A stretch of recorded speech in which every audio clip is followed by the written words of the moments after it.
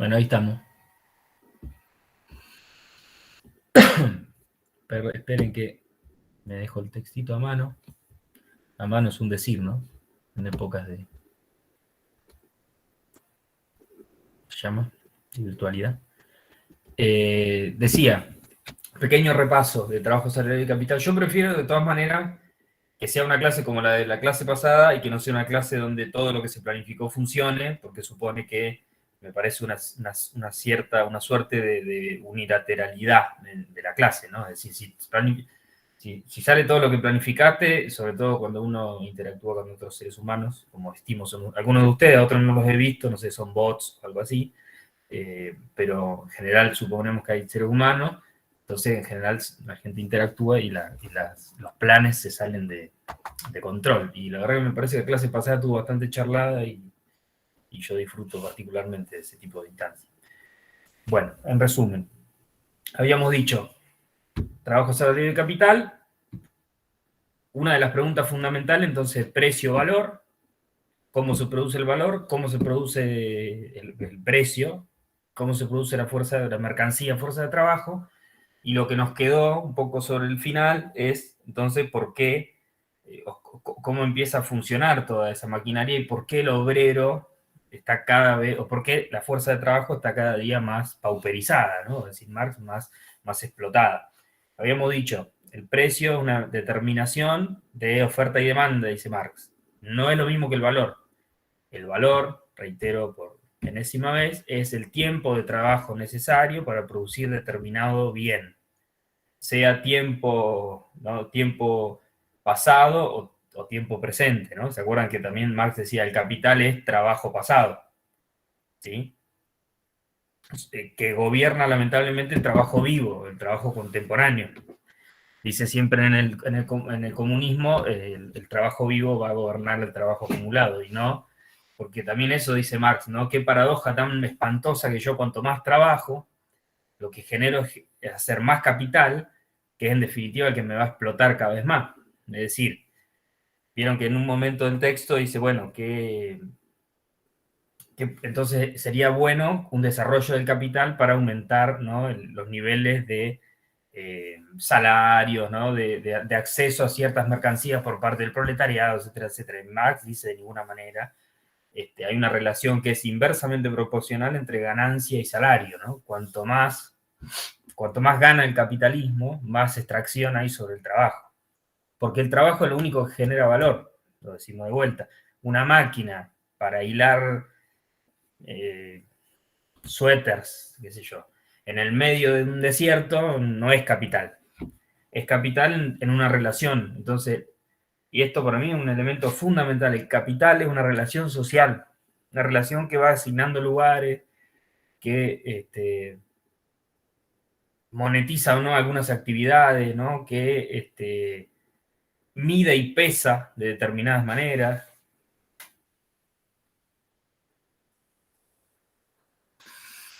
Sí, efectivamente. Eso lo dice Marx y lo va a tratar de explicar por qué. Porque en un momento dice, bueno, a ver, supongamos esto que dicen los economistas liberales, que a todos nos conviene que se desarrolle el capitalismo, porque vamos a estar cada vez mejor.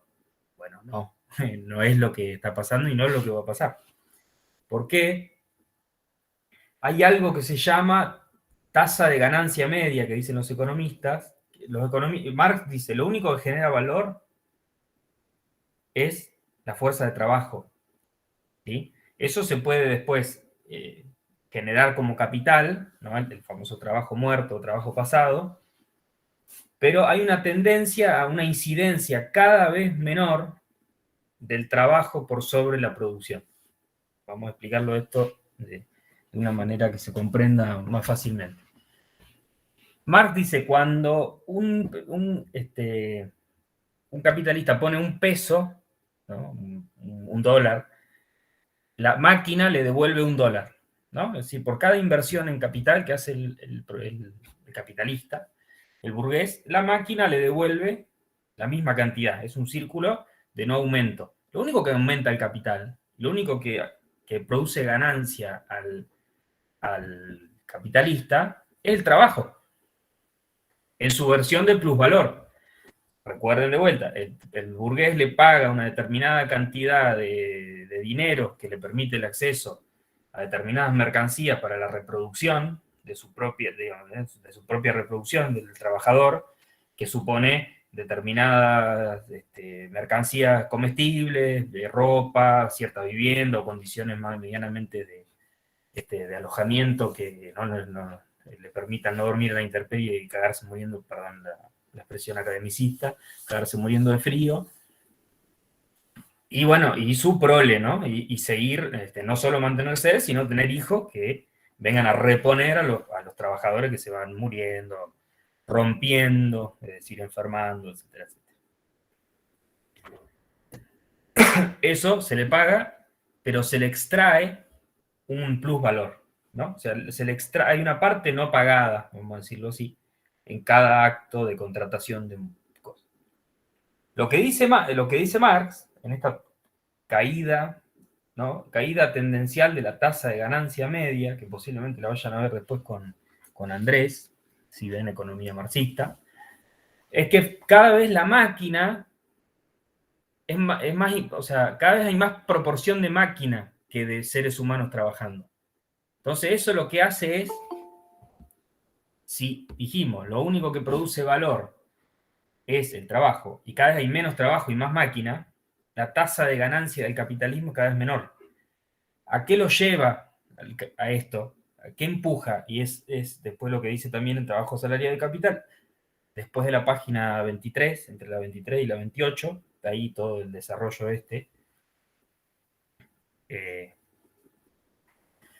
va generando más capital, ¿sí? Va mejorando las máquinas, va como es, dominando nuevos mercados, superexplotando los mercados existentes.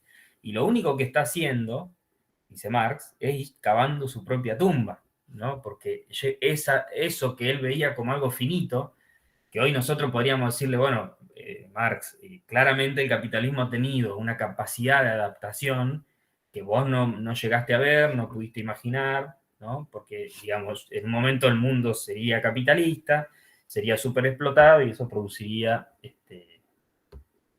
la revolución, ¿no? En última instancia. Esperen que estoy buscando una cita. Finalmente, a medida que los capitalistas se ven forzados por el proceso que exponíamos más arriba, a explotar en una escala cada vez mayor los gigantescos medios de producción ya existentes, viéndose obligados para ello a poner en juego todos los resortes del crédito, aumenta la frecuencia de los terremotos industriales. Voy a seguir. Es decir, en la propia competencia del capitalismo, entre los capitalistas, lo que se va a ir es produciendo un refinamiento de las condiciones de producción que suponen una superexplotación del trabajador. Y esa rueda, digamos, constantemente tiene que estar en movimiento para que esto funcione. No se puede parar. ¿De qué manera? Eso, ¿qué dice Marx? Hay un montón imaginémonos que nosotros acá todos producimos, el típico ejemplo que nos ponían nosotros, todos producimos escobas, ¿no? Pero de repente, en el proceso de competencia, cada uno de nosotros individualmente va a querer producir mayor cantidad de mercancía a un menor costo, ¿sí? Eso supone que las venda a las mercancías, ¿sí? ¿De qué me sirve producir el doble que lo que produce Cristian a un menor valor si no las vendo? ¿Sí? Y eso para alcanzar esos estándares de producción, párenme en el momento que dejen de entender, tengo que producir esos volúmenes, no puedo producir menos, ¿sí? Eso va generando procesos de y además, en general, dice Marx, esto se tiende a equilibrar. Entonces, tarde o temprano, la máquina que yo en su momento me sirvió para tener un plus de ganancia con respecto al resto de la clase capitalista, y ustedes cuánto van a tardar en poner cepillos y utilizar esa máquina, utilizar una tecnología similar. Van a tardar un tiempo pequeño. En general, eso se acomoda. Y eso va a generar masas y masas y masas de productos que necesitan, o por lo menos tienen dos opciones, dos salidas. Gobernarnos, abrir nuevos mercados, a cañonazos y a machete y a balazos, dice una canción argentina, o sobreexplotar el contemporáneo, ¿no? El mercado ya abierto, quiero decir. Eso tiene por supuesto, para Marx tiene un límite, un techo. que es la propia finitud del mundo, ¿no? Es decir, en algún momento esto se termina. Y dice, cada vez las crisis son más cíclicas, ¿no? Porque, ¿qué hace? Vieron que decía, entre la ley de oferta y demanda y demás, hace que todos los capitalistas, digamos, digan, mira, este se está haciendo millonario haciendo escoba, vamos a hacer escoba. Entonces, de repente éramos 3, y en 2 años somos 100 productores de escoba, que supone, ¿no?, un aumento exponencial de la oferta, que en general supone una bajada de precio del producto. Para mantenerme competitivo, ¿qué ocurre? O se destruye, la famosa destrucción creativa del capital, es decir, las empresas menos de punta se mueren, ¿no? Es lo que, digo, discurso harto utilizado por nuestras clases dirigentes vernáculas, valga la redundancia, nuestras y vernáculas, que decían, bueno, pero, ¿no? O sea, pero señor, este proceso de privatización, y bueno, si las empresas argentinas no pueden competir, es porque son ineficientes. Y si son ineficientes, su único destino es el cementerio, ¿no? La famosa, un eufemismo bastante espantoso, que es destrucción creativa, ¿no? O bien, digo, o muero como empresa, como industria, o bien tengo que generar un montón de mecanismos para poder mantenerme competitivo. Entre otras cosas, producir más a menor costo, ¿sí? Eso supone mayor máquina por trabajador, ¿no? Y eso Bajar supone salarios. bajar salarios, que además, ¿qué dice? Está bueno eso que dice Marx. Vieron que dice, Marx en general siempre juega con 2 elementos que son como de un pivot que hace constantemente a lo largo de toda su obra, hable de lo que hable, entre abstracto y real, ¿no? Hay procesos de abstracción, lo que dice Marx, por supuesto, yo para analizar determinados procesos o sostener determinadas afirmaciones hago un proceso de abstracción. No me interesa X o Y o B trabajador. O sea, me interesa el trabajo como trabajo abstracto. Que existe porque existe el trabajo real, ¿no? No es que es una abstracción, lo dice un poco en la ideología alemana, ¿no? Cualquier idea es un proceso de abstracción de algo del orden material, no es una idea que anda ahí, ¿no? Porque tiene su propia lógica de desenvolvimiento, su propia ley de desarrollo. Entonces, lo que dice Marx es, el salario queda determinado entonces por la cantidad de mercancía, no por el trabajo socialmente necesario para reproducir. Pero, dice Marx, no todos los trabajadores son iguales.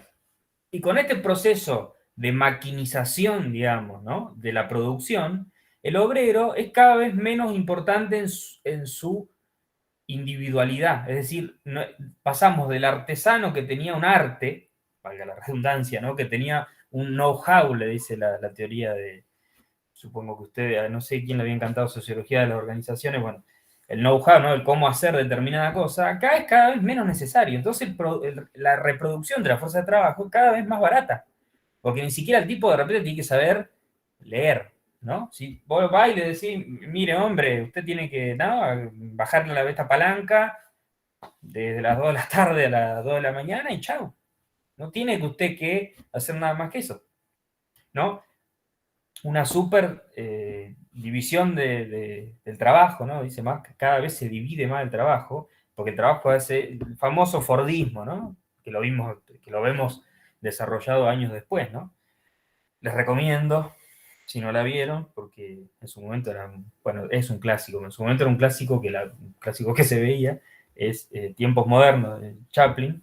Les recomiendo para ver este proceso de una manera tragicómica, ¿no? Hay una hiperespecialización que supone, nada, cada vez menos capacidad intelectual, si se quiere, menos capacidad de resolución de problemas, etcétera, etcétera, que lo que hace es abaratar el salario.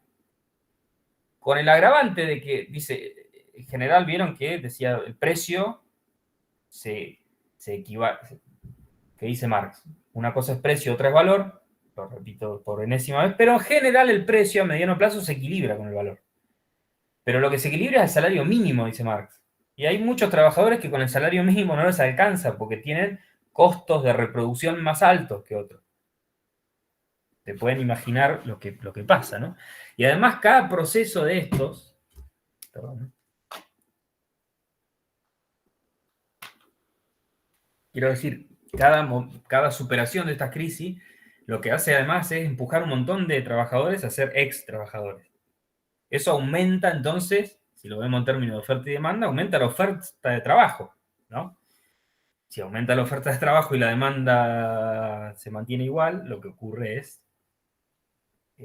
si se mantiene igual, imagínense que además Marx dice la demanda baja, ¿no? Porque eh, cada vez necesitas menos trabajadores y cada vez tenés más. El precio de la fuerza de trabajo baja. El precio de la fuerza de trabajo es el salario. Ergo, el salario baja. Ergo, hay una mayor explotación, una mayor competencia, ¿no? Y dice Marx, justamente, eso es muy interesante, dice que para la reproducción, o sea, esto que además que supone que de repente en una familia que antes trabajaba solo el varón, trabajen, dice Marx, las mujeres y los niños. Entonces, cuando el capitalismo, dice, antes se llevaba una vida en su proceso de producción, ahora se lleva 4, dice, ¿no? 3, 4, 5, 10, lo que sean, ¿no? Entonces, cada vez hay una explotación, una superexplotación mayor, ¿no? Para la reproducción. Esto me parece que no reviste mayor complejidad. Me interesa que nada, pregunten. Con esto cerraríamos el capítulo trabajo asalariado y capital. Los invito a hacer alguna consulta si es de su intención y si no, seguimos con la ideología de Marx.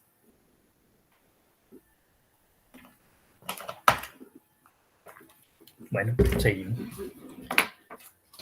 Estimo yo que ustedes leyeron la ideología alemana, por lo menos para la clase pasada. Y ahí lo que nos interesaba, ¿no? Con Milton es justamente eso, y las tesis sobre Feuerbach están como en composé, porque justamente están pegando a todo el idealismo alemán, ¿no? Cuando dice, vieron que incluso eso lo suele hacer bastante Marx, que chicanea a los otros autores, cuando les dice ¿cómo le dicen? San Bruno, ¿no? Cuando se están refiriendo a eso, está refiriendo a neo-hegelianos, a filósofos idealistas alemanes, ¿no? Bruno es Bruno Bauer, Max, ay, no me va a salir el apellido ahora de Max, pero bueno, pero que le dice San no sé qué, eso es como una chicana, no es que los tipos sean santos. Lo interesante acá, y es la discusión con el hegelianismo, ¿no? Es esa, no sé si lo he terminado de charlar con Milton, ¿no? Para Hegel está la idea, ¿sí? Ese concepto, que se va desarrollando, que tiene una propia ley de desarrollo, ¿sí? Que siempre va hacia adelante, que siempre, cuyo desarrollo nunca acá, o sea, nunca se detiene, y lo que hace es confrontarse con la verdad material, digamos, con la materialidad de un proceso puntual de la época que reviste como irracional, ¿no? El desarrollo de la idea es el desarrollo de la razón, que cada tanto, como uno podría hacer el juego, como se pegan las fuerzas productivas, las relaciones sociales de producción, como colisionan, uno podría decir que la idea colisiona, o las condiciones materiales de existencia colisionan con la idea y la idea le dice, entre muchas comillas, disculpen la simplificación que estoy haciendo de Hegel, me llega a escuchar un filósofo del CBC, ni le digo de segundo año, me invita a pelear, pero es más o menos así. ¿Qué le dice justamente? Esto es irracional. Avancen, ¿no? Procedan, compañeros. Barr justamente le va a decir, muchachos, ustedes no han entendido absolutamente nada. Lo único que hay aquí es producción material para la reproducción de la vida. Sobre eso, recién se producen representaciones mentales, ¿no? Abstracciones mentales, que pueden ser o no, eso también es interesante, porque si fuera un mero reflejo, no podría haber ideas erradas, ¿no? O sea, no podría haber representaciones mentirosas. Pero no, Marx dice, toda idea surge de la materialidad, independientemente si es equivocada o no.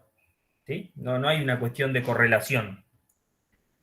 Por eso, dice Marx, al principio, de hecho, la conciencia, que no la llama la conciencia, pero la primer, digamos, ¿no? El primer choque que tenemos como seres humanos con la naturaleza, como es algo tan que no lo manejamos, que nos es ajeno, por eso él explica a partir de ahí esa primer...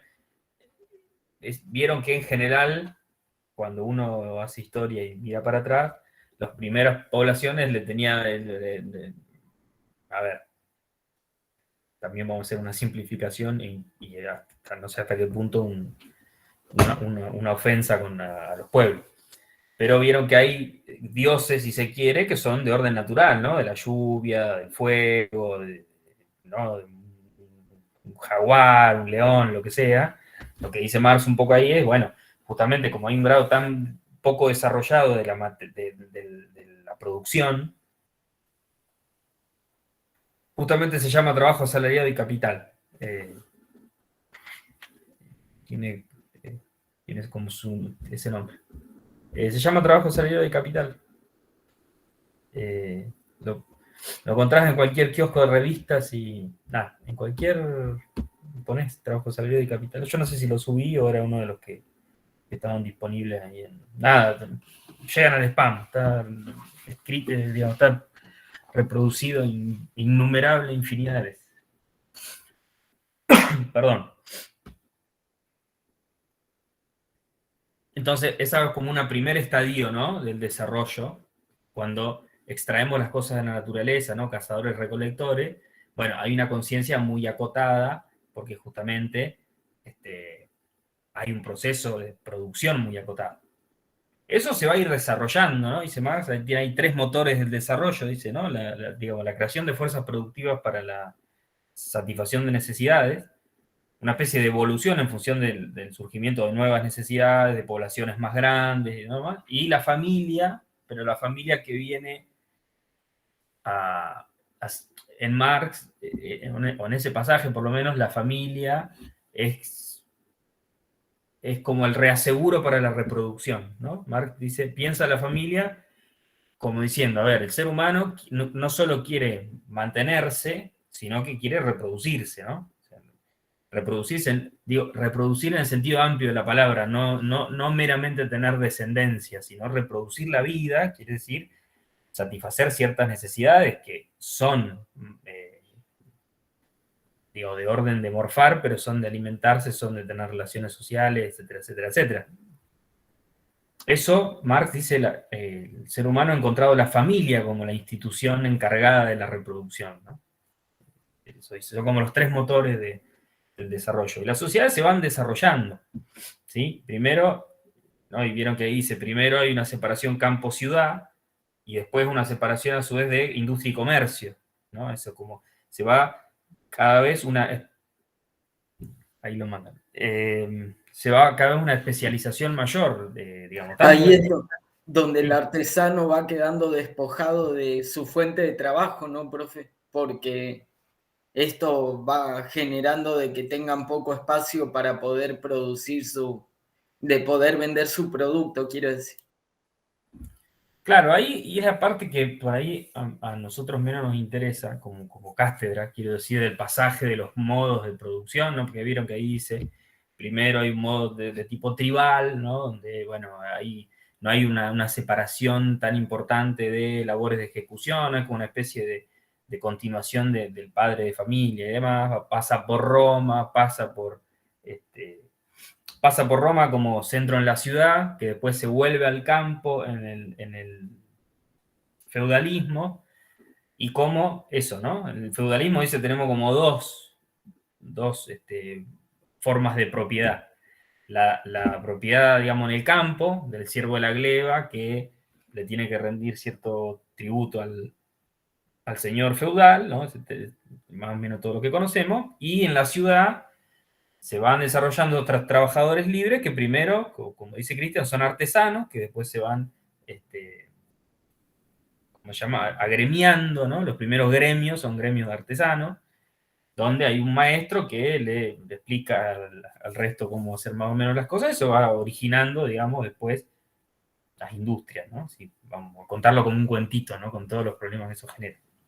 Pero esos pasajes, esa sucesión de modos de producción, si se quiere, nos interesa menos que lo sepan así, ¿verdad? Más que cuál es la idea que recorre esto, porque podrían estar de acuerdo incluso Hegel y Marx en eso. El problema es que para Hegel, para los neo-hegelianos, que dice ahí él, Marx, un hegeliano, ¿no? Además, un hegeliano de izquierda, lo que le dice al idealismo alemán es, ustedes creen que el problema son las ideas, las representaciones, que después gobiernan el devenir material de los seres humanos, ¿no? Ustedes creen, hay una... a ver si la encuentro, página. Hay una frase ahí que me parece como muy un ejemplo, ¿no?, de esto. Las elucubraciones y fantasías que los hombres urden a fin de explicarse sus propias acciones, las toman como la única fuerza determinante y activa que rige y dirige las mismas, ¿no? Estas elucubraciones y fantasías, ¿sí?, parecieran, vamos a decirle, estas ideas, vamos a decirle, parece que son la única fuerza determinante, ¿no? Está criticando Marx. La forma precaria de la división del trabajo en Egipto y la India provoca en estos países el régimen de castas validado en la religión y el Estado. Pero el historiador invierte el orden de la causa y el efecto. Para su concepción es el régimen de castas el que genera una forma precaria de sociedad. ¿Sí? ¿Cuál es el problema? Para Marx es justamente tomar la causa por el efecto y viceversa. Dice, estos historiadores, estos neohegelianos, este idealismo alemán, lo que cree que tenemos representaciones mentales que dan forma a la materialidad de las cosas. Nada más, y entre ellos, el peor de todo es la religión, ¿no? En otra grandísima frase de Marx, harto... Hay frases, bien, que yo hace muchos años dejé de usar Facebook, pero yo las digo como frases de Facebook, pues además tengo unos años más que algunos, que son esas que hasta, ¿no?, persona más conservadora lo puede poner, ¿no? Un pobre Nietzsche, de hecho del pobre Nietzsche un hacedor de frases motivacionales, ¿no? Una de las de Marx, me parece más repetida, es: la religión es el opio de los pueblos, ¿no? La peor es la religión, después es la política, pero la política, dice ahí, está un poquito más cerca de la realidad. La religión es falopa, ¿no? Es el opio de los pueblos. Lo único que hace es confundir, hacer un velo entre lo que realmente ocurre y lo que la gente cree, pero en O realidad tratar de dar un aliciente como tranquilo, mañana vas a estar mejor y así va pasando la vida y... absolutamente, es una lástima que nosotros no leamos a Weber en su grandísimo libro La ética protestante y el origen del capitalismo, ¿no?, donde él dice justamente cómo, por supuesto que Marx no va a estar demasiado de acuerdo, pero cómo esta ética protestante va sirviendo como elemento moralizador de que con el sudor de tu frente te ganarás el pan, ¿no? Entonces vendría una especie de idea que le es funcional al capitalismo y que produce trabajadores, ¿no? No es boludo Weber y no dice que, a ver, no es que dice es todo idea, no, es necesario palo, pero también es necesario una idea, ¿no? Dos cosas: con el sudor de la frente te ganarás el pan y a su vez sufre, que vendrá después el reino de los cielos, ¿no? O sea, tenés que aguantar lo que tenés que aguantar, ¿sí? Porque en ese proceso de aguantar te estás ganando el cielo, ¿no? Digamos, es un poco lo que dice Weber también de cómo funciona, en la génesis del capitalismo, cómo hay un componente religioso, ¿no?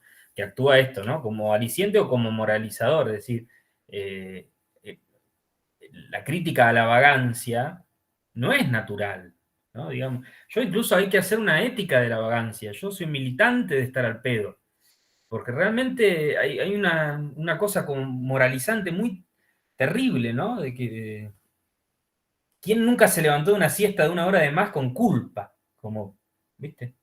Perdí el día. ¿Y qué hubieses hecho? ¿No? ¿Qué dejaste de hacer? A mí eso siempre me hace como... A mí porque dormir siesta me pone de mal humor, pero eso son dos mangos aparte. Yo creo No, que hay y que... aparte que el sistema capitalista cada vez hace de que los minutos, los segundos, te interesen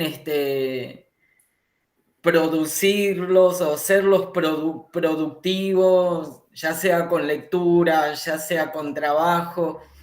Y bueno, inclusive este mito que existe de que cuando uno más duerme, si durmió las 8 horas, te levantás y seguís con sueño. Como que tu cuerpo se tiende a acostumbrar, pero sí, por ahí no sé, son... Sí, ¿no? Y me parece a mí, en sociedades, ¿no? O en un nivel del desarrollo del capitalismo, donde es muy difícil, muy complicado, saber cuándo uno está trabajando y cuándo no, primero. Porque, digo, hay una valorización algorítmica del clic, ¿no? Entonces, es decir, vos hasta qué punto en tu propio proceso de buscar determinadas cosas en Google, de ponerle me gusta a una foto en Instagram o en Facebook o retuitear un tweet, hasta qué punto uno no está valorizando el capital. Entonces ahí ya se vuelve todo como mucho más complejo de pensar, ¿no? ¿Qué hago cuando hago ocio? Cuando hago ocio, no trabajo. Yo sé que no es lo mismo que levantarse a las 5 de la mañana a levantar cebolla con 2 grados bajo cero. No voy a decir que soy un pobre explotado por Mark Zuckerberg y pobre de mí, o sí, pero quiero decir, sí, entiendo que hay una situación cualitativamente muy distinta, pero es verdad que hay los tiempos de trabajo con respecto a los tiempos afectivos, por un lado, los tiempos de trabajo con respecto al ocio, está tan trastocado que también me parece que una de las formas de combatirlo, por lo menos, es, tengo derecho a estar al pedo, ¿no? O sea, no me joda, que la gente no me joda, ¿no? Porque no hay nada de natural en la aversión a la vagancia, ¿no?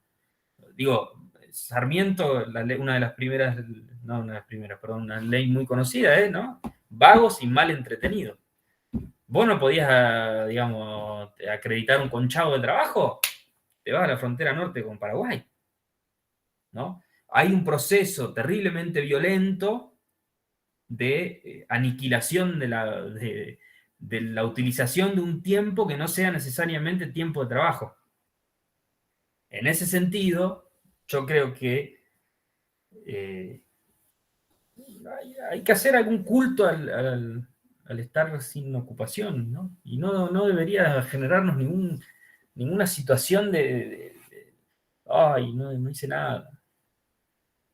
Profe, y Sí. aparte particularmente debe haber alguna investigación científica. Yo estimo que en el tiempo de ocio que las personas pueden darse, la cabeza continúa pensando y tal vez en esos momentos uno puede comenzar a dar espacio para analizar y para poder comenzar a elaborar cierta información o algo. Tal vez por eso el sistema capitalista trata de que no tengamos esos tiempos, ¿no? Tal vez por una cuestión meramente de que en esos momentos el individuo puede lograr concebir ideas que lo lleven a liberarse de esta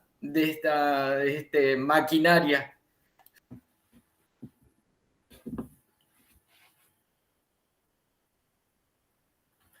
Sí, sí, sí. Un ejemplo clásico es Gramsci, ¿no? Que decía, no en el ocio, sino en el trabajo. La ventaja del capitalismo es que nos liberó la cabeza. Si nosotros trabajamos con las manos y como es un trabajo no como el artesano que tiene, como les decía la vez pasada, ¿no? Que tiene un compromiso con el trabajo distinto, que tiene que pensar una mesa, ¿no? Digamos, hay que pensarla, hay que sacar cuentas, hay que pulir, hay que tomar decisiones. Acá no. No, acá siéntese aquí, ¿no? Sobre todo en el Fordismo más puro y duro, ¿no? Siéntese aquí y van a ir pasando unas chavetas, pele un martillazo a cada una. Y Gramsci que decía, eso le va a permitir al proletariado pensar la revolución, ¿no? Y pero eso como o sea, no digo que ahora no tendría razón, pero ahora está esta cosa que hablábamos de las redes sociales, de que es difícil separar el tiempo donde no se está trabajando o no se está haciendo productivo. Ahora hay también toda una cosa de como un culto hacia la productividad, de cuidarte, el amor propio, cosas así, de ocupar bien el tiempo. Y yo creo que lo que dijo Gramsci para el momento que lo dijo puede ser, pero para ahora me parece que no, porque si bien también ningún trabajo es como que lleve tanto pensar, tampoco hay como tiempo sin estar pensando en el trabajo, o sin pensar, sin darte cuenta que estás trabajando. Claro, primero hay todas unas derivas, ¿no? Yo creo que ya se los he mencionado, que lo van a terminar de descular en teoría 3, de todas esas transformaciones, primero del Fordismo al toyotismo, ¿no? Gran transformación, ¿no? De eso, de la cadena de montaje a los tiempos modernos, creo que dijo Hernán recién, la típica cadena de montaje, bueno. Ah, sí, el pibito ese, qué personaje. Pero efectivamente hay una transformación en las condiciones de trabajo, ¿no? Algo que en un momento se llamó trabajo intelectual, ¿no? Trabajamos con la cabeza, es decir, lo que producimos son ideas. Después hay toda una rama del marxismo italiano que lo que se pone a pensar es la teoría del valor. Bueno, dicen estos italianos, ¿no? Entre otros célebres, Antonio Negri o Toni Negri, un intelectual muy reconocido actualmente. Y efectivamente dice, bueno, si cambiaron las condiciones, ¿no? de trabajo, ¿cómo se valoriza hoy el capital? ¿No? Entre otras cosas, cómo juega la deuda, ¿no? Entre otras muchas otras cosas. Pero efectivamente ahora hay una especie de vida entera al servicio del trabajo. Porque efectivamente hay todo un discurso que tiene también una deriva Foucaultiana, o sea, hay, y son preguntas muy contemporáneas, ¿no? Hay toda una deriva, el feminismo también viene a poner un poco en cuestión eso, ¿no? Otros hablan de la feminización del trabajo, ¿no? Porque cada vez el trabajo se parece más al trabajo que hacían las mujeres, es decir, no produce una mercancía tangible, lo que produce es afectos, lo que produce es cuidado, ¿no? Toda la economía del cuidado. El cuidado no genera mercancía, ¿sí? Cuidar una vieja en un geriátrico no genera mercancía, pero es un trabajo fundamental, ¿no? Digamos, y yo hablaba esto en un seno familiar hace no mucho. ¿Qué lío tenemos con la gestión de la vejez como sociedad, ¿no? Independientemente del sistema previsional, no estoy hablando de la jubilación, que además sería otra discusión, y bueno, y en Argentina todavía falta. Pero digo, ¿qué carancho hacemos con los viejos y las viejas? Es una pregunta central que se hace toda la sociedad, ¿no? Que se tienen que hacer la sociedad. Y en general recaen sobre los hijos y las hijas. Y lo que le está pasando a Europa, digamos. Europa tiene un problema grave de envejecimiento de la población, ¿no? Y de menor cantidad de hijos por, ¿cómo le dicen bueno, con menos hijos por cantidad de mujeres en edad fértil, la tasa de fecundidad creo que era, no me acuerdo, lo daban en la secundaria. Japón lo va a vivir también, porque Japón también, o sea, están... Y además viven mucho. Que no, Viven mucho. van a tener hijos. A ver, no quiero decir con esto que el problema es que los viejos viven mucho, ¿no? A ver, Ahora también en China no es que aprobaron que las familias pueden tener hasta 3 hijos, también por el tema de la población. Claro, no, igual ellos tenían sobrepoblación y por eso tenían una ley de un solo hijo y había mucho aborto de mujer, de hijas mujeres, digamos. Y ahora lo que habilitaron es poder tener 2 o 3, pero podían tener cada familia un solo hijo por la cantidad de chinos que eran, que no había para alimentarlo. Sí, pero ahora, digamos, todavía se utiliza, hay una concepción todavía muy a ver, la cantidad de población uno podría decir como fuerza productiva, ¿no? Leyéndolo en términos marxistas.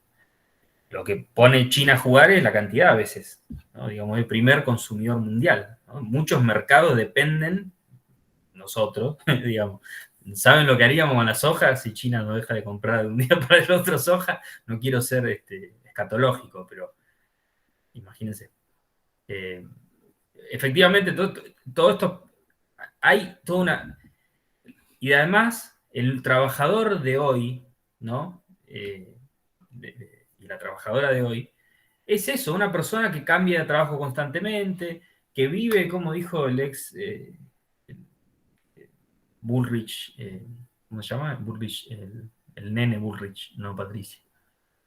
Bueno, se me fue el Esteban, nombre. Esteban, que dijo, ¿no? Hay que enseñarle a los, cuando era ministro de Educación, a los hay que, chicos a hacer, a vivir en la inestabilidad. en la incertidumbre. Incertidumbre. Y además el muy perverso, y lo digo con todas las letras, y disfrutarla, dijo. ¿No? O sea, comprender que el mundo es, porque hasta ahí, bueno, uno podría decir, efectivamente, el mundo es más incierto que antes, ¿no? Pero hacer de eso un goce, Para hacer una sátira de eso. eh, sí, sí, no. Alguien que llegue de su casa de tirar currículum y diga, ay, qué lindo, continúo con esta incertidumbre, si iré a conseguir trabajo y cuelga el saco y Sí, no, se fija que va a comer. trabajos de corto plazo, ¿no? Y además asegurar las condiciones de empleabilidad, esa es otra palabra del management contemporáneo. Yo tengo que ser un trabajador que sepa manejar en la última app del mercado, que obviamente tengo que hablar inglés, si no soy un cachivache que lo único que puedo hacer es lavar copa, ¿no? Digamos, estoy hablando en ese mundillo de los CEOs, ¿no? Por abajo después pasan cosas terribles, ¿no? Cada 2 por 3 desbaratan un centro clandestino ¿no? Como tenía la ex primera dama, ¿no? Gente, pibe en situación de esclavitud. Son esas dos cosas. Una inseparable de la otra, quiero decir, ¿no? Hay muchos análisis, quiero decir, que se centran en todos estos procesos nuevos de trabajo, que además lo tiene que asegurar el propio trabajador, porque esa persona además no tiene obra social, por supuesto, no tiene aporte jubilatorio de manera ininterrumpida como en el siglo XX. Entonces la reproducción de la vida, el capital se desembarazó de una manera radical de la reproducción de la fuerza de trabajo. Cada vez más es la propia fuerza de trabajo la que tiene que autorreproducirse. Y en ese mundo estamos, y vamos a ver qué pasa de todo esto, ¿no? ¿Qué sale? Talleres clandestinos donde no están registrados, así que no están en blanco, como se dicen. O sea que no hay un registro de ellos como trabajadores y el día que llegan a la edad jubilatoria, pero no aportaron, dicen. Pero claro, y yo además, a mí me pasa otra cosa que es menos grave en términos de lo que me genera a mí como explotación, ¿no? Yo me junto a comer un asado yo soy amigo del profesor de Teoría Política 3, por ejemplo, ¿no? Esto lo digo, no es un ejemplo, es real. Y de repente, en el medio del asado, le digo, che, escúchame, porque además es algo que me pasó. ¿Qué te parece a vos de dar, ahí en teoría 2 cuando arrancamos con Marx, ¿qué te parece dar trabajo salariado y capital? Y bueno, y él me responde y discutimos, quiero decir, intercambiamos opiniones. Eso no es trabajo. Eso no es Y también todo esto trabajo. con la virtualidad peor. O sea, si ya la actualidad estaba como inundada de la vida, del trabajo, ahora con la virtualidad peor. El teléfono todo el día. Absolutamente. ¿No? Y la gente festejando, unos horrorizados, ¿no? Cuando que se cayó WhatsApp ayer, antes de ayer. Algunos estaban como vueltos locos o locas, y otros decían, no, qué placer, ¿no? Y cuántos mensajes que recibimos además al pedo, ¿no? Porque, digo, en general uno cuando abrió WhatsApp no es que tenía 1000 mensajes urgentes. En general, ¿no? Lo que era más urgente iba por mail o llamada y ya. Quiero decir, eso, hay un tiempo de trabajo cada vez más difícil de cuantificar y una producción de mercancía también cada vez más difícil de cuantificar. Por ende, la teoría del valor tiene que sufrir modificaciones, que hay que repensarla. Todo el operaísmo y post-operaísmo italiano, por ejemplo, lo pensó. El feminismo lo pensó y lo está pensando. Hay un montón de derivas, pero bueno. Esperen un segundo, tengo que ir al toilet.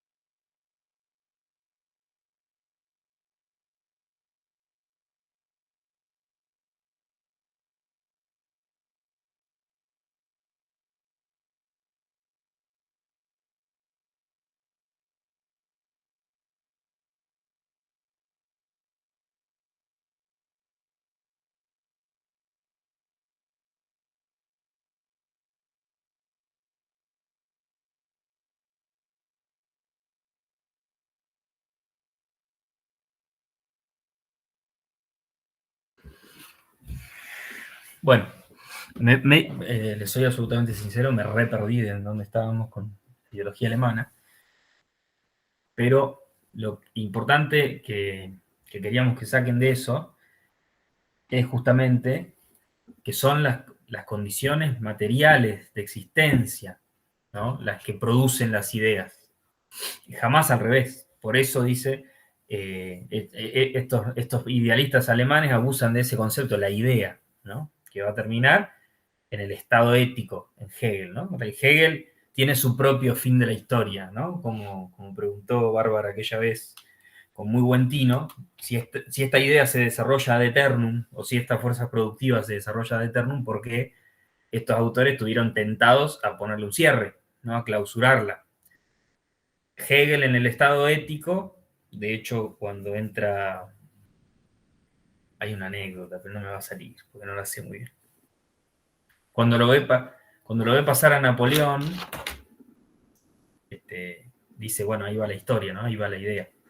Ese otro problema, dice Marx, los historiadores tienen dos problemas cuando piensan la historia. El Estado y los héroes, ¿no? Piensan que la historia es una historia de héroes. Y es verdad que un poco nosotros, yo jamás lo había leído hace mucho tiempo el libro, no lo había vuelto a releer, pero es verdad que digo, ¿no? Nuestra historia es una historia de personajes, ¿no? De reyes, los historiadores se tienen que estudiar las casas nobiliarias y los reyes, los reinados, como si eso dijera algo, ¿no? Lo que dice Marx es, eso es, en última instancia, no es lo importante. Lo importante es observar cómo se producen, cómo se produce, ¿no? Cómo la sociedad produce. Bien. Esas condiciones materiales de existencia son las que, o sea, son las cuales, a partir de las cuales se van generando las ideas. No al revés, de ninguna manera. Y mucho menos la idea va a poder determinar algo del mundo material, ¿no? Dice Marx. Esos dos, eso quiero que quede claro. No me parece que sea muy, muy complejo, ¿no? Esta situación.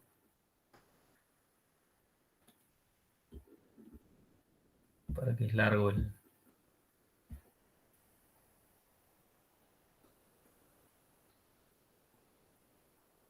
Claro, exactamente. Si nosotros queremos entender la historia, tenemos que ir a ver los modos de producción, la manera en que las sociedades históricamente han producido los medios de subsistencia. De ninguna manera hay que hacer una historia intelectual.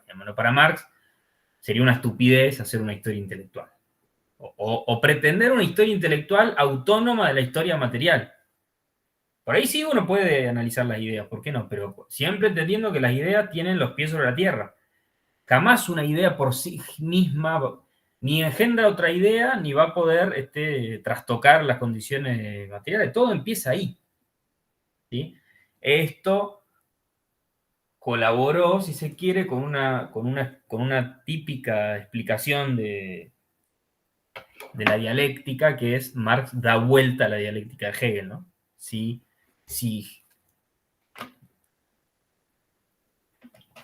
en Hegel se parte de la idea, se la confronta con las condiciones materiales, la supera y vuelve la idea, para Marx es absolutamente al revés.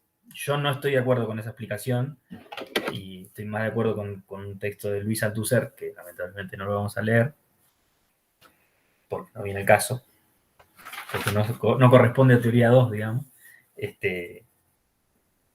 Pero va un poco por ahí, ¿no? Esa idea de inversión, de poner la materialidad en primer lugar y no la idea, etcétera, etcétera.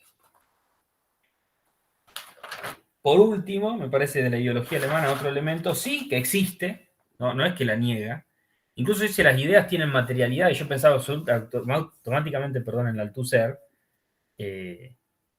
porque uno dice las ideas no son, pero las ideas, una reja, es una idea también, ¿no?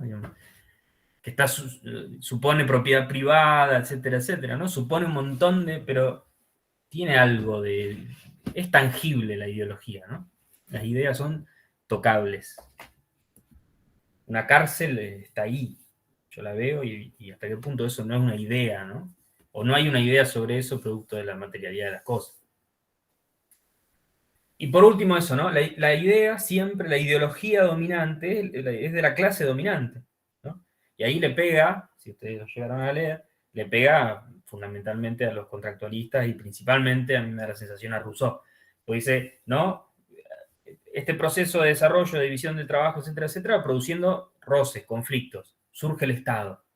Surge el Estado representando la, no dice voluntad popular, pero dice interés general, creo que dice, ¿no? Y se coloca como por sobre las clases y una especie de árbitro imparcial. ¿Cuántas veces escuchamos eso de los liberales, ¿no? De contractualismo, ¿no? Un juez imparcial que va como dirimiendo conflictos entre privados. Pues nada de eso, dice Marx. El Estado y las ideas, lo que está diciendo es la superestructura, digamos, como ya vimos, ¿no? ¿Se acuerdan que la estructura económica tenía fuerza productiva, relaciones sociales de producción y la superestructura era el Estado jurídico-político y la ideología? Lo que está diciendo la superestructura responde a los intereses de la clase dominante, ni más ni menos. Entonces las ideas que quieren hacer pasar como ideas generales, porque en eso es muy, muy, muy pillo Marx, ¿no? Dice que cuando una clase va a la guerra, digamos, tiene que pretender representar a la totalidad de la población, no a su propia clase. Es lo que ha hecho la burguesía, dice, al pelearse con los otros poderes fácticos, digamos, vamos a decirlo en términos contemporáneos, y se erigió como representante de la sociedad en su conjunto, no como representante de la burguesía. Entonces, con esa farsa, digamos, y genera un sistema ideológico que en algún punto justifica o legitima esa farsa, ¿no? Esas ideas son, entre otras, por ejemplo, las ideas del liberalismo político y económico, ¿no? Digo, Hobbes, Locke, Rousseau, Kant, Montesquieu, diría algún francófilo, y Adam Smith, Ricardo, ¿no? Ahí tenés la ideología, esta farsa ideológica, ¿no? Si se quiere. Y en el comunismo esto ya no va a ser necesario. ¿Por qué? Porque el proletariado no pretende, ¿cómo se llama?, oprimir a ninguna clase, pretende una sociedad sin clases, ¿no? Entonces nos vamos a liberar de esas cosas, de esas falsas ideas, ¿no? Que lo único que hacen es legitimar la explotación, y etcétera, etcétera. Hasta acá creo yo que la ideología alemana, capítulo 2, estaría más o menos cerrado, ¿no? Escucho ofertas y críticas y lo que les parezca.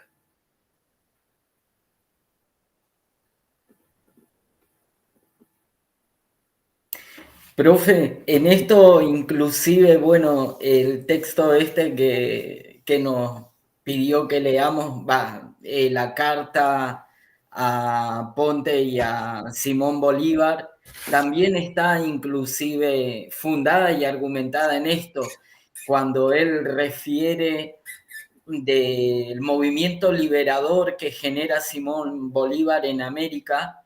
Lo primero que pone sobre la mesa es, digamos, la posición económica que tenía Simón Bolívar para poder desarrollar su objetivo que quería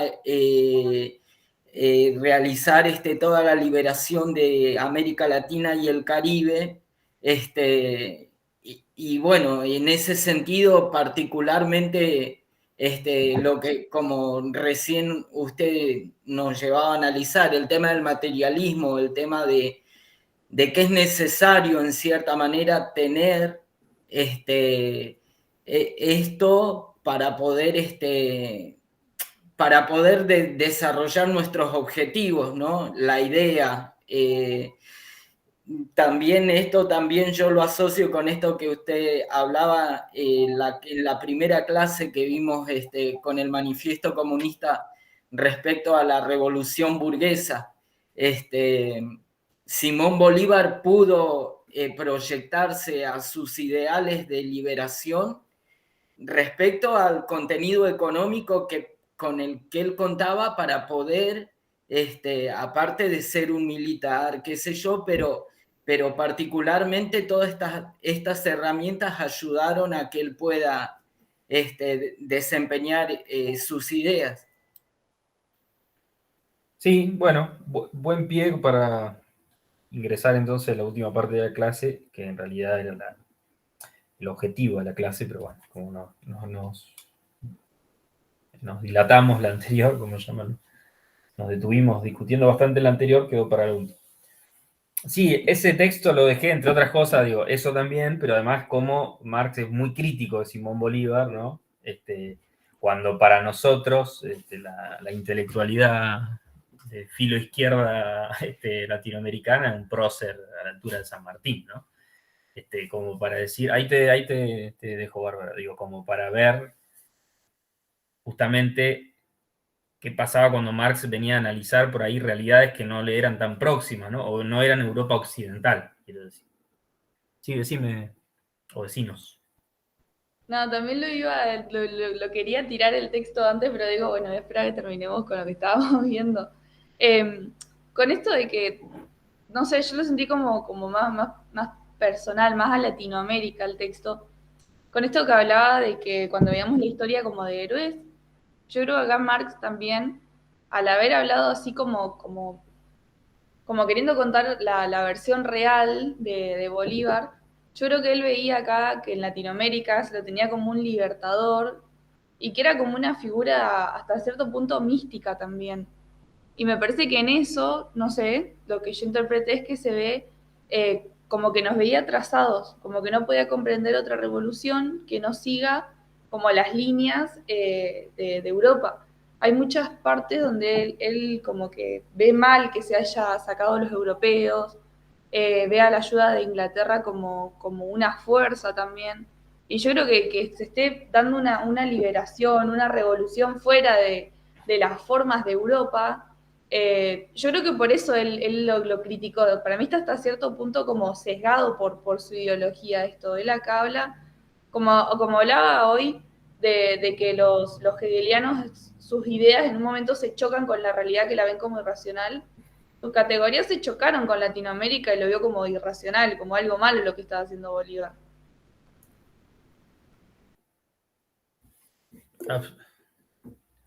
Bueno, sí, absolutamente de acuerdo con el estrés, con Cristian Bárbara y se me fue Ibriza, que no sé si lo leyeron, dice, cerrado por su eurocentrismo. Efectivamente, hay un lindo texto y yo no me di cuenta, hice lo que dije, hice lo que critico, es decir, voy primero a hay un hermoso libro de José Aricó que se llama Marx y América Latina, que efectivamente podríamos haber dado la introducción, lo que pasa es que me daba la sensación que por ahí iba a ser muy complejo pero vamos a hacer una cosa, vamos a dejarlo para la unidad 4.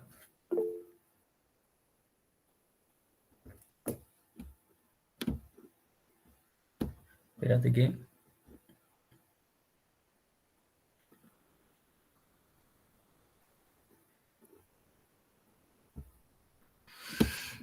si querés ampliar, Hernán, porque no te termino de comprender qué es lo que querés decir. No te quiero malinterpretar. Sí, no, es como dice, como lo escribí tal cual. Hay un apartado sobre historia de la sociedad humana, del comunismo primitivo en nuestra época, habla, digamos, todo un contexto de lo que usted está hablando. Esto desde, digamos, de lo primitivo, de las primeras, digamos, organizaciones, cómo se empieza a lo largo de la historia, digamos, esta cuestión de los modos de producción, de recolección, toda la cuestión, digamos, primitiva. Acá también está metido lo de Marx, trabajo sobre la ley de capital. Después seguimos por el comunismo primitivo, justamente. Las primeras de las sociedades, todo, digamos, se empieza a poner en cuestión el grupo, lo social. Después salta el texto sobre las clases sociales y el Estado, empieza a hablar del Estado, el esclavismo. O sea, todo un recorrido muy bueno que justamente ahora estamos tocando sobre la lucha de clases y descomposición del feudalismo. Bueno, todo un contexto también del contexto de la época. Y esto, bueno, de lo que es capital, plusvalía, salario. Está muy bueno el texto este. Mira, no lo tenía. Y es como por ahí dijo la compañera, mezcla, digamos, un tinte a la cuestión americana que hace, digamos, esta llegada del español, a la llegada, digamos, de la burguesía, por así decirlo, a América. Bueno, se empieza a implementar, digamos, estas cuestiones del trabajo, el salario, el mundo, digamos, del capital, de la plusvalía y plusvalor y esas cosas, y termina con, bueno, agarra toda la cuestión de la maquinaria, la explotación, desocupación, de lo que venimos viendo con el ejemplo que Che, se ¿lo tenés en acá. PDF a eso? ¿Cómo? ¿Lo tenés en PDF? Sí, lo tengo en PDF.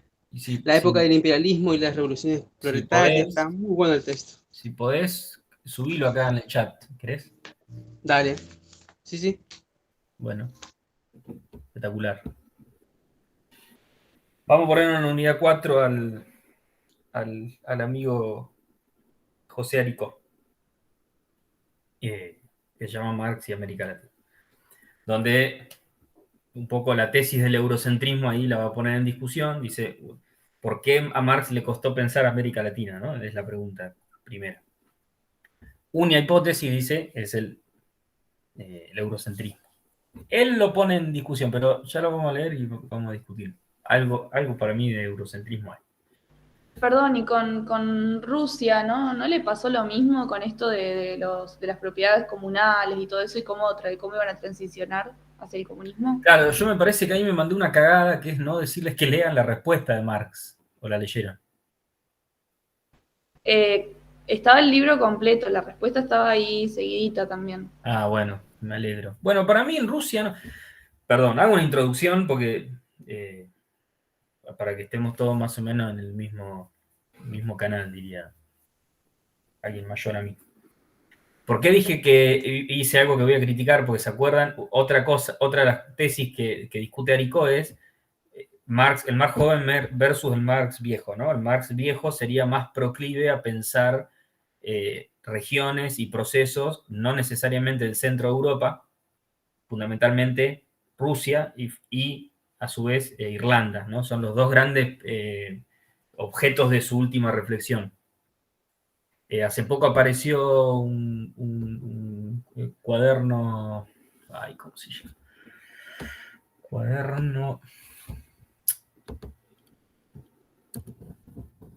Cuaderno Kovalevsky, ¿no? Que son anotaciones a un libro de un Kovalevsky, que es un ruso que hace Marx, y ahí también digo, sirvió para discutir un montón esta cuestión.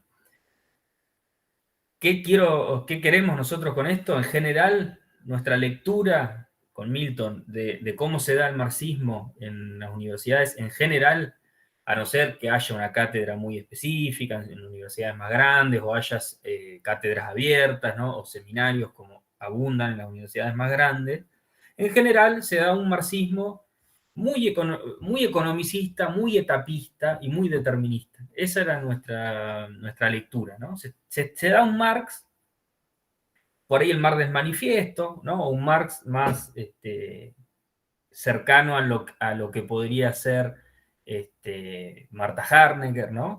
Esas lecturas bien, ¿no? Conceptuales, etcétera, etcétera.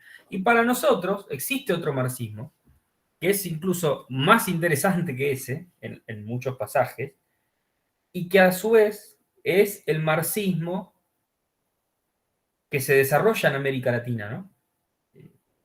O el más potente, el más productivo para mí intelectualmente en América Latina. Porque nosotros tuvimos representantes de ese marxismo duro, por no tener un mejor adjetivo, que tiene que su punto más álgido es la Dianmat durante el gobierno de Stalin en la Unión Soviética, dialéctica materialista, donde son manuales de lo que hay que hacer y lo que no hay que hacer, y etcétera, etcétera, que transforman al marxismo en un dogma, ¿no?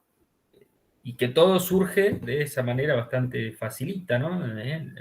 Fuerza productiva, relaciones sociales de producción, entran en contradicción, hay una masa de obrero disponible, ¿no? Que al calor del fragor de las luchas y demás va adquiriendo conciencia de clase. Llegado el caso va a ser una revolución. Pero bueno, nosotros queríamos como poner blanco sobre negro con estos textos. Y yo después cuando me puse a ver los años de los textos, me di cuenta que reproduje lo del Marx viejo y el Marx joven, sin querer. ¿Por qué? Porque donde uno puede ver esas plumas más materialistas, más deterministas de la estructura con respecto a la superestructura, es en Bolívar y Ponte en 1858, la dominación británica en las Indias, que es terrible ese texto, para mi gusto, es espantoso, ¿no? O sea, uno no podría jamás estar de acuerdo con ese hombre que escribe eso. Y el prólogo a la contribución de la crítica a la economía política. La dominación es del 52 y la contribución es del 59. Y los textos, claro, y los textos más piola, ¿no? Que donde uno dice, bueno, es un Marx que está pensando coyuntura, que está pensando realidades que no son Europa Occidental, que tiene una capacidad de agencia el sujeto muy distinta, son los textos más viejos, ¿no? La carta Kugelmann es la más nueva de las viejas, 1871. La respuesta a la carta Veras-Zulich, 1884, y la carta de Engels a Joseph Bloch es del año 90, 1890. Ahí nos interesa a nosotros y además por eso lo dejamos en laburo, porque es una apuesta también para nosotros, es una apuesta teórica que supone además opciones políticas, en mi caso. A mí esa asociación siempre me fascinó, digamos. De hecho, es lo que trato de estudiar yo en mi doctorado. Estoy como Nazarena Vélez que yo. Pero es una apuesta por parte nuestra, ¿no? Digo, porque si no, ¿de qué manera podría haber habido un peronismo marxista revolucionario, ¿no? Si nosotros tomásemos al pie de la letra el manifiesto y lo que dice sobre Bolívar. Y difícilmente, ¿no? Algún muchacho hubiese levantado un fusil y decir que era de las Fuerzas Armadas Peronistas, ¿no? Con el manifiesto bajo el brazo y con, ¿no? Con las 20 verdades y la razón de mi vida en el otro. ¿Por qué no podría haber habido marxismo? Perfecto. Gracias. ¿Por qué ha habido un marxismo súper interesante, ¿no? Por ejemplo, en la figura como Mariátegui, ¿no? Que Mariátegui, no sé si lo conocen, un intelectual peruano, marxista, que justamente va a decir, bueno, yo de esto el marxismo lo compro, esto otro no, porque no comprende, porque entre otras cosas no comprende el problema del indio. Nosotros tenemos indios. Y eso es otro problema. Tienen otra forma de producción, etcétera, etcétera. No lo quiero ahondar porque tampoco voy a hacer una caricatura del pobre Mariátegui, que manda ¿se acuerdan que les conté? A un congreso de la Tercera Internacional, manda un artículo, ¿no? Diciendo, bueno, acá Perú es un problema particular, ¿sí? Y Vittorio Codovilla, secretario general del Partido Comunista Argentino, le impide leerla, ¿no? Codovilla, un representante de la ortodoxia marxista, ¿no? Productor, entre otras cosas, de que el peronismo es nazifascismo, etcétera, etcétera. Creo que les dije yo de Gino Germani, ¿no? Gino Germani, intelectual italiano, ¿cómo se llama?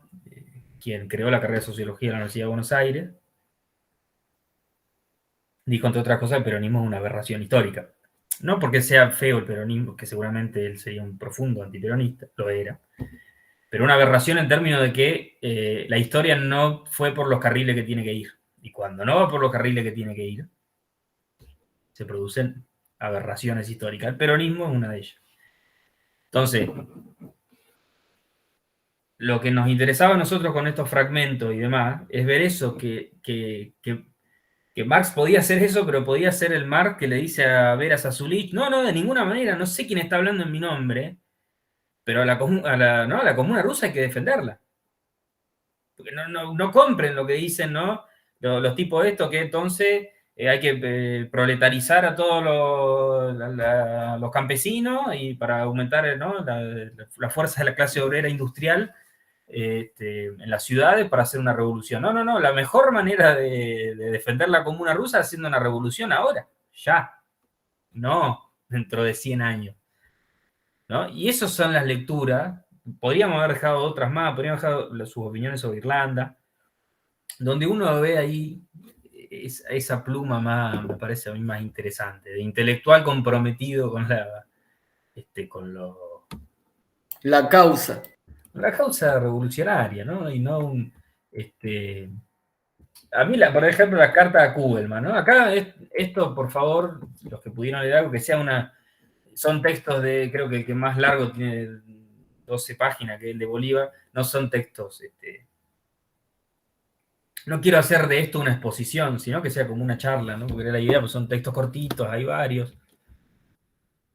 Pero, no sé, por ejemplo, a mí las cartas de Kugelman me llamó mucho la atención, ¿no? Por lo demás, la historia sería totalmente mística. Perdón.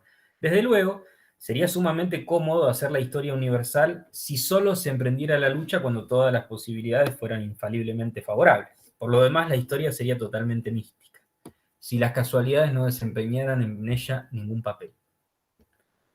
Este tipo está hablando de casualidad. O sea, una persona que, no sé, ¿no? ¿Se acuerdan que decía que hay que subsumir al proletariado en la miseria previo a hacer la revolución? De repente te está diciendo, hay casualidades en la historia, y además hay casualidades, y hay esta otra cosa que dice, que importan también las características de los líderes, ¿no? Una especie de subjetivismo medio sonso por momento, ¿no? O sea, no, las condiciones objetivas del desarrollo no son necesariamente ahí pareciera, ¿no? Esa determinación en última instancia pareciera que se le pone un poquito de soda, ¿no? No sé ustedes si leyeron justo esa carta. Sí, además en la carta esa, creo que habla de que a París se le presentaban como re buenas condiciones, así objetivas, pero que algo de la generosidad de los obreros que hizo que fracase, como que ahí lo último que determinó no fue lo material, fue otra cosa. Exactamente, absolutamente, eso es lo fundamental, y eso es algo que no quiero decir que yo por esto sea Paulo Freire del marxismo, pero en general no se ve esto. Yo les puedo asegurar que en las carreras de grado en general esto no se ve, y para mí le hacemos un flaco favor al marxismo si nos quedamos con el prólogo de la contribución, que es lo típico que se da, manifiesto y prólogo, donde, ¿vieron lo que dice en el prólogo, no? ¿Lo leyeron? No lo leyeron.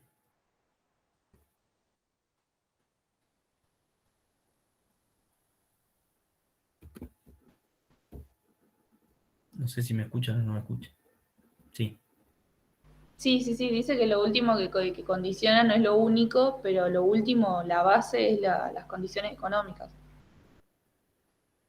Pero claro, una formación social jamás perece hasta tanto no se hayan desarrollado todas las fuerzas productivas para las cuales resulta ampliamente suficiente, y jamás ocupan su lugar relaciones de producción nuevas y superiores antes de que las condiciones de existencia de las mismas no hayan sido incubadas en el seno de la sociedad antigua, ¿no?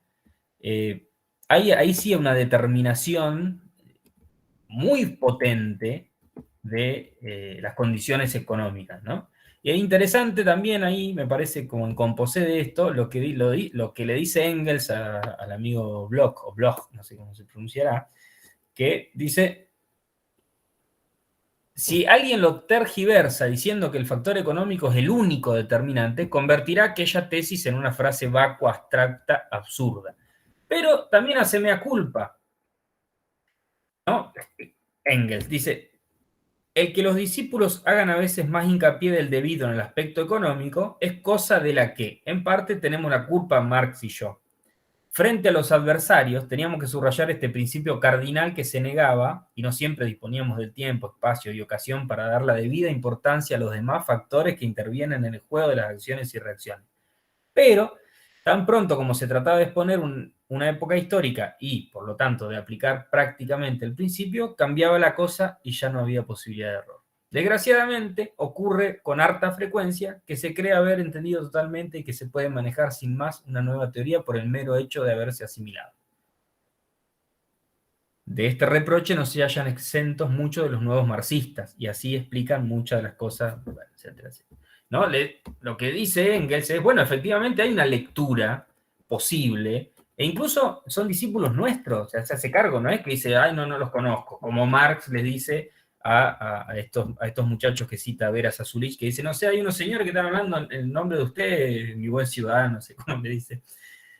Engels dice, sí, efectivamente, muchos de nuestros discípulos han puesto un énfasis demasiado en el aspecto económico.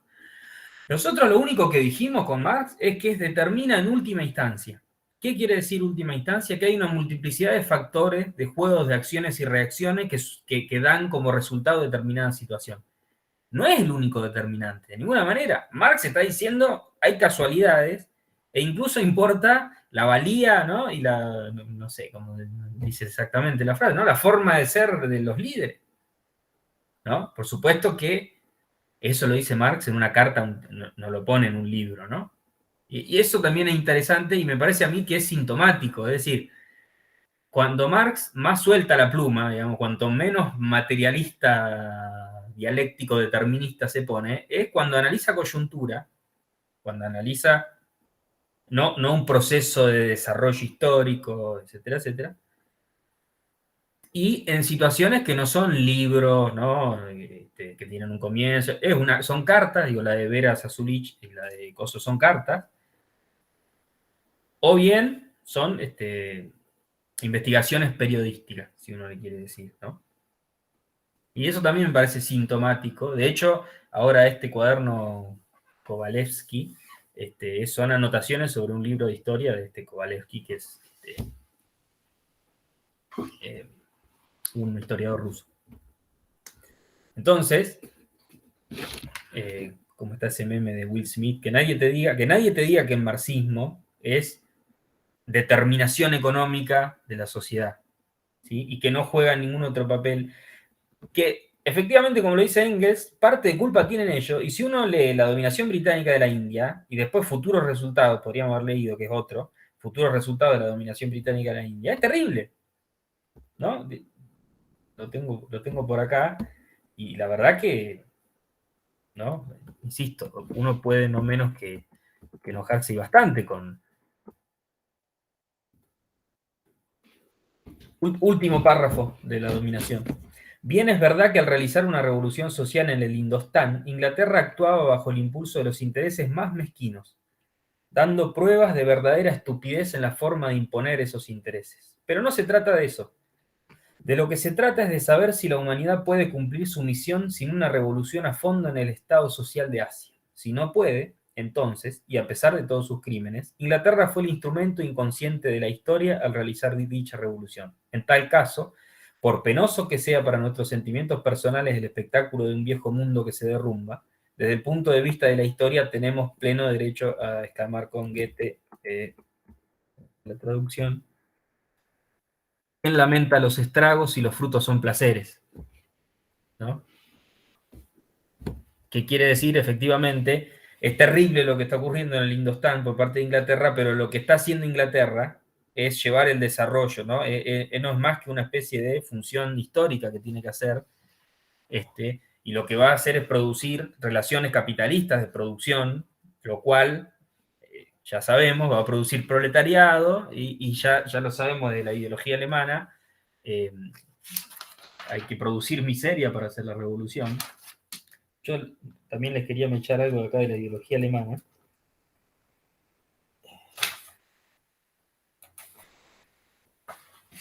Salto con otra cita. Perdón, pero si no hablen. Porque...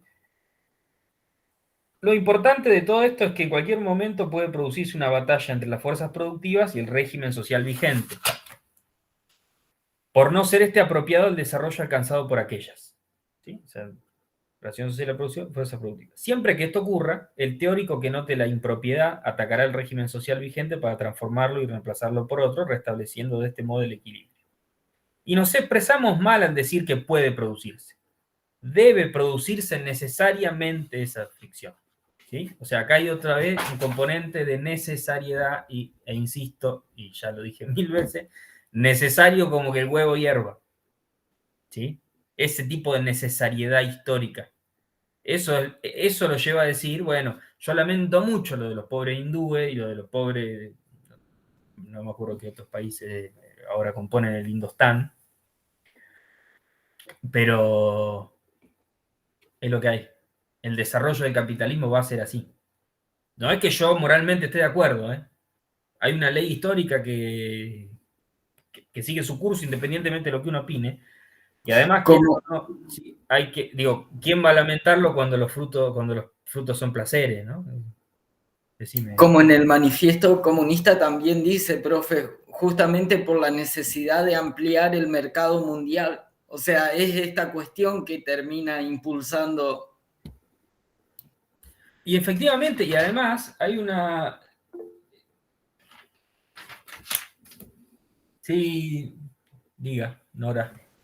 Sí, yo decía que por ahí, que en los países donde se dio el socialismo, no estaban sobre todo desarrollados, más que nada en el capitalismo, perdón.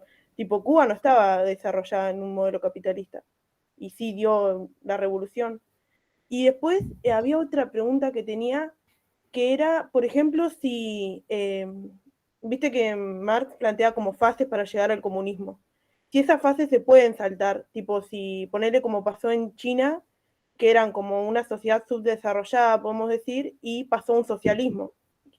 Y no pasó por el capitalismo, o sí pasó, bueno. Ahora está totalmente capitalizada. Claro, es como que después evolucionó al capitalismo. Evolucionó, se abrió, mejor dicho, al capitalismo. Pero en el primer momento era socialista o comunista. Sí, no. Eso es lo interesante de esta lectura de Marx, que estamos viendo que está pivoteando en dos mundos. Por un lado, lo que diría Marx, ¿por qué Marx? Primero, estoy completamente de acuerdo y eso fue lo que el marxismo después tuvo que empezar a dar cuenta. Es decir, tenemos revoluciones socialistas en Vietnam, China, Rusia y Cuba. Decime el desarrollo de las fuerzas productivas que había en China, ponele que era sociedad campesina y demás, ¿no? Pero bueno, con uno de los territorios más grandes del mundo, qué sé yo. Vietnam, digo, arroceros, una isla que produce arroz y pesca, ¿no? O sea, no quiero sonar despectivo con los amigos vietnamitas, como decía el Che Guevara, hay que generar 1 o 2, el 100 Vietnam, que se pararon de manos con esto, perdón el academicismo, ¿no? Que pararon de manos con los norteamericanos, independientemente de si fueron de fiesta o no, no sé. A mí no me importa, como dijo el Coco Basile, fuimos al frente, ganamos a otra cosa. Perdón por la cosa futbolística, que no sean muy futboleres, porque suelo hacer bastante... Sin el fútbol mi práctica docente sería mucho peor de lo que es, sin duda. Primero eso, efectivamente las revoluciones llevaron a lugares donde la fuerza productiva difícilmente hubiesen, por ejemplo. Y por otro lado, esas etapas que vos bien te preguntás, efectivamente generan esos problemas, ¿no? de desarrollo específico, porque efectivamente, imagínate, no sé si leíste la carta, no la respuesta de Marx, la carta nomás que le manda varias a Zulich, le dice, su libro El Capital goza de muy buena prensa, digamos, ¿no? en Rusia, entre las personas de izquierda, vamos a decir.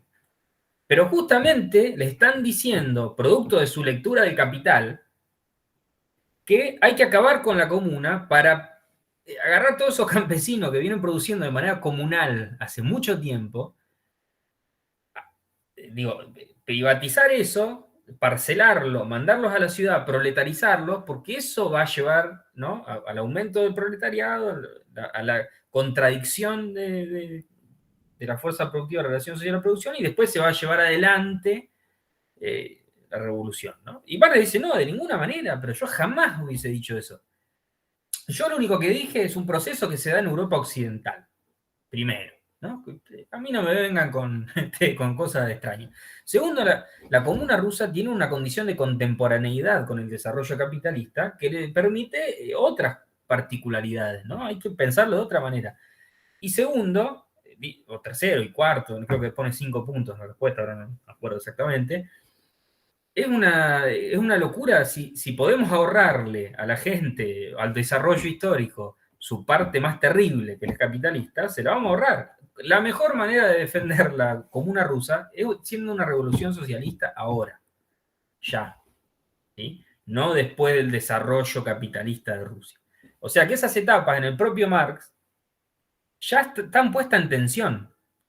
Y después de eso, además, como hay que explicar las cosas, por ejemplo, Lenin tuvo que empezar a hacer malabares para poder justificar la revolución en Rusia, ¿no? Lenin tiene el doble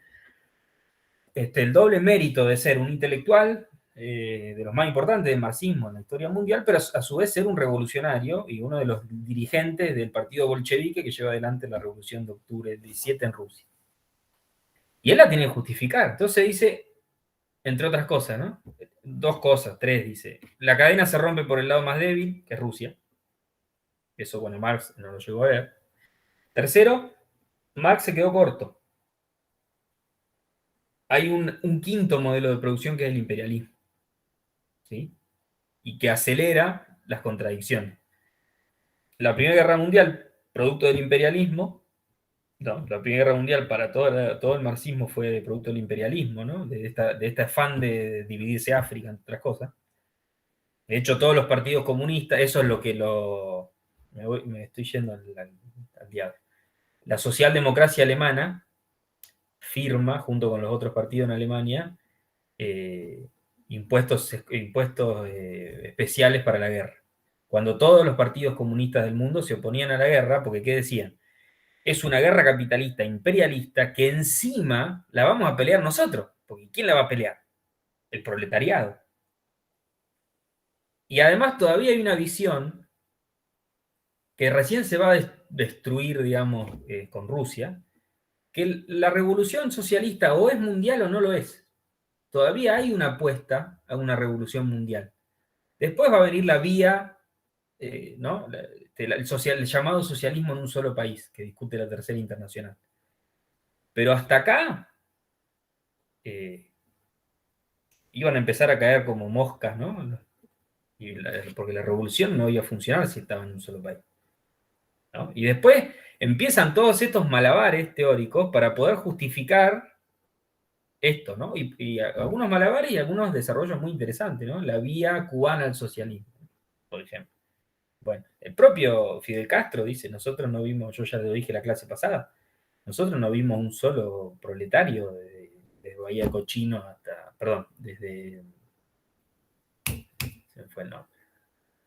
Bueno, desde el desembarco del Granma hasta 1 de enero del 59. Sí, es Bahía Cochino, Playa Girón, el intentón, Bahía Cochino. No vimos ninguno. O sea, hicimos una revolución socialista sin proletarios, ¿no? Y bueno, eso hay que ponerle cabeza. Efectivamente, esa condición más, por eso yo hago como una holofrase que siempre le pongo junto, ¿no? Etapismo, positivismo, determinismo. Ese es un marxismo. Etapista, ¿por qué? Porque efectivamente considera que hay que pasar por determinadas etapas, porque además el propio Marx dice, si no esperamos que se desarrolle la fuerza productiva, lo que vamos a democratizar, lo que vamos a dividir es la miseria, ¿no? Esa es otra de los elementos de Marx como justificativos de un desarrollo capitalista previo a la revolución socialista. Es decir, si no se agotan la fuerza productiva, lo que vamos a distribuir es la miseria. Justamente, vamos a ver en la unidad 4, el amigo Lenin dice, al principio vamos a llevar adelante, ¿no? Un desarrollo, pero al principio, compatriotas, camaradas, lo que vamos a repartir es el hambre. Porque efectivamente, esta economía no da para darle de comer a todos los rusos y las rusas que somos. Aguanten, hay que pasar el invierno, pero lo que vamos a repartir es la miseria al principio. Ese es otro argumento de Marx para el etapismo, ¿no? Porque además la historia se desarrolla de esa manera, ¿no? Las fuerzas productivas siguen, y entran en contradicción.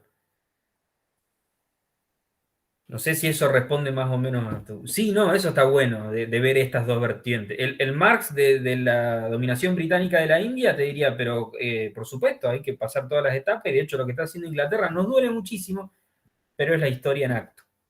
El Marx de la respuesta a Vera Sassouline le diría, de ninguna manera hay que pasar por el capitalismo. Ahorremos a los rusos los vejámenes del capitalismo. Defendamos la comuna rusa, defendámosla con una revolución socialista. Que vayan a esperar a la fuerza productiva, que sigan esperando, no me interesa. ¿Sí? O el de la, ¿no? O hay que hacer un acto heroico, dice en un momento con los revolucionarios de la Comuna de París.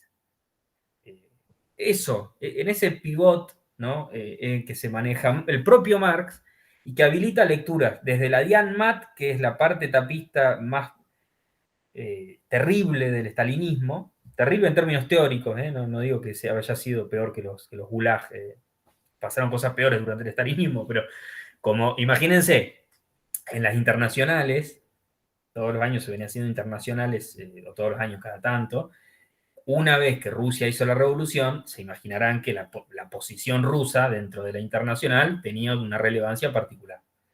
Muerto Lenin, perseguido Trotsky, el stalinismo llegó a un nivel de encapsulamiento teórico conocido como la Diane Matt, insisto, que eso, ¿no? O sea, las cosas son así, y chao. Y lo que se saca de acá es contrarrevolucionario. Y si sos contrarrevolucionario, con Stalin en el poder, muy bien no te va a ir, ¿no? O bien, ¿no? Teorías pequeño burguesas, etcétera, etcétera. Y el otro, que es Vera Sassouline, que es Irlanda, ¿no? Que es la Comuna de París, y es otra lectura que abrió otros marxismos.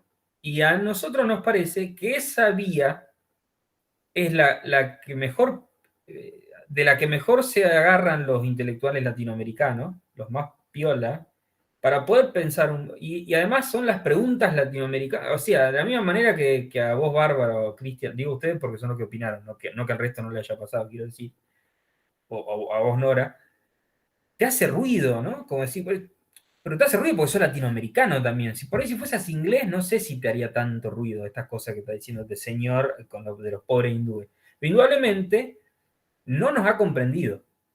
Pero no por eso lo vamos a, no por eso vamos a decir este señor es una porquería, un ignorante, un eurocentrista, un positivista y chau. No, pará.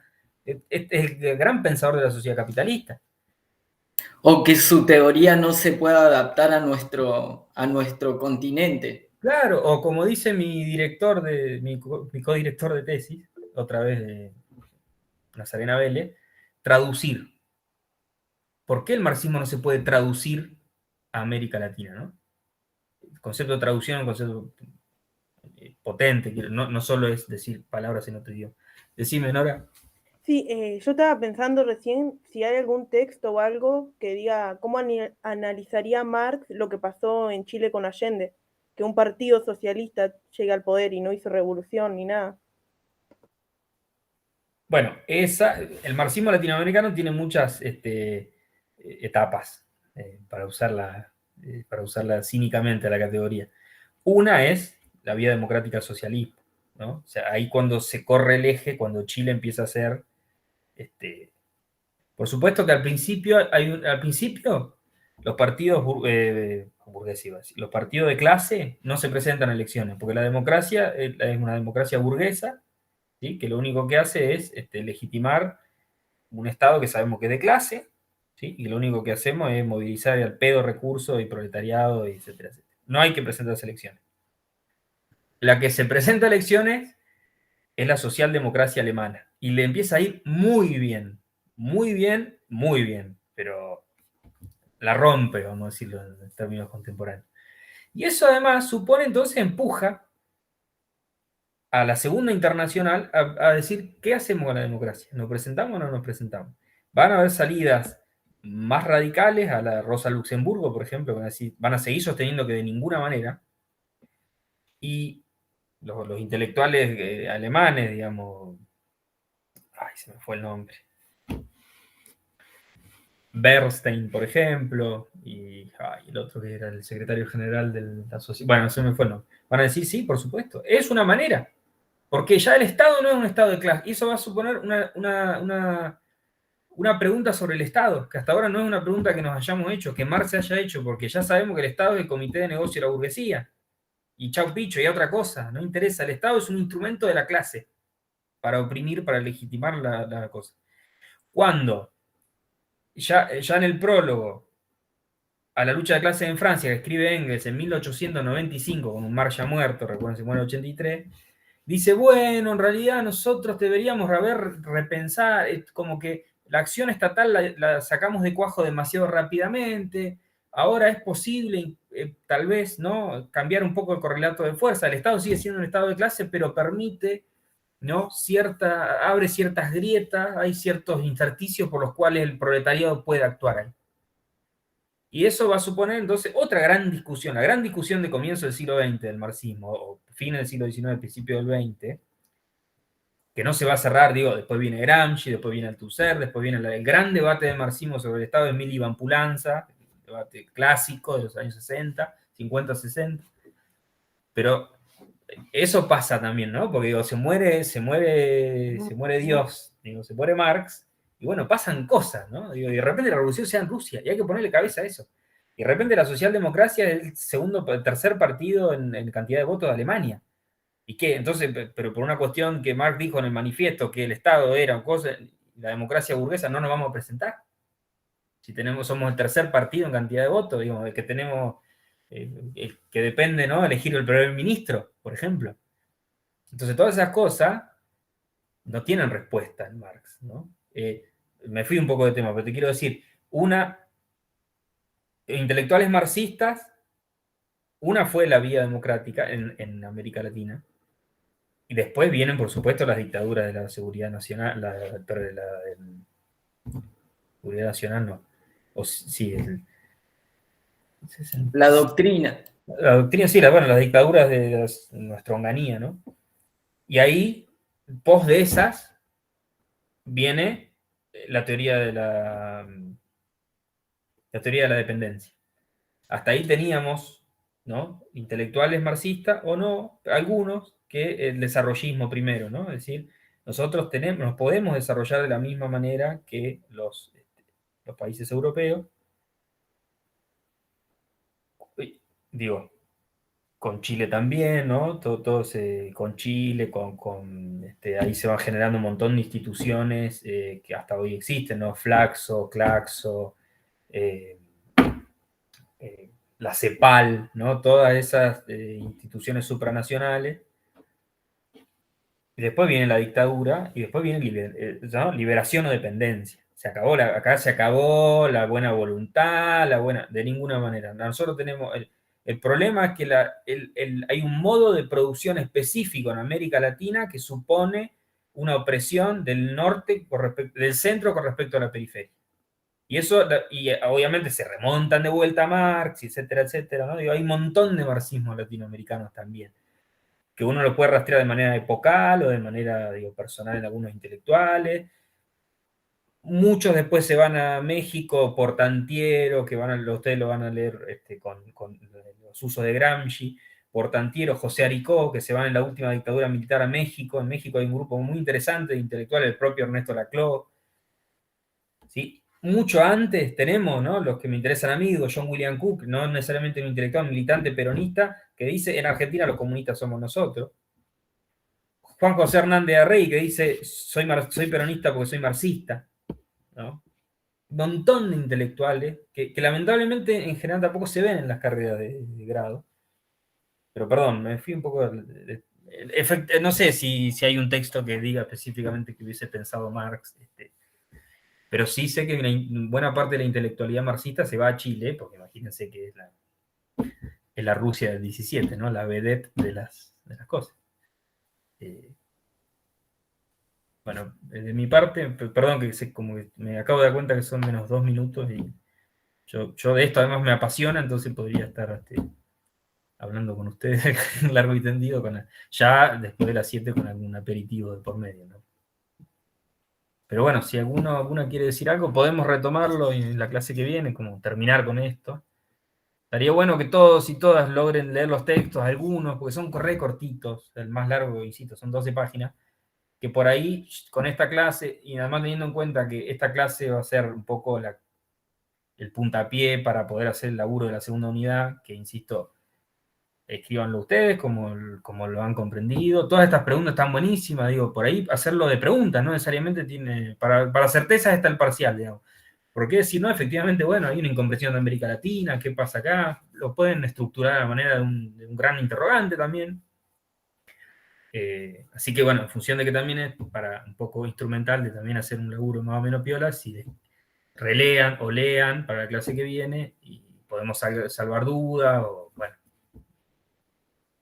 que a ustedes les surja, y después voy a terminar de cerrar el material para la clase que viene, se los mando por WhatsApp o por algún medio de comunicación que tenemos.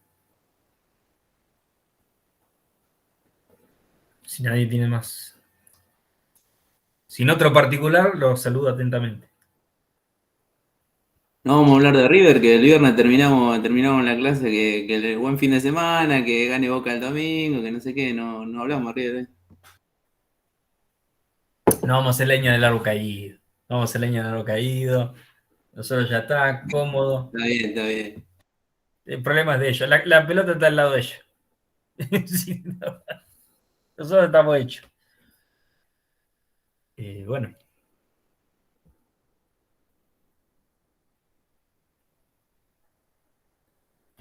¿Releemos los textos, profe?